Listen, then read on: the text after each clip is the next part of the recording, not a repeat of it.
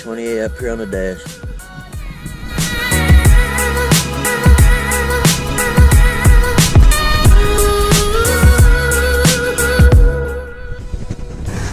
This back spoiler was clearly added. See where somebody's cut this all out. This is probably where the factory spoiler was.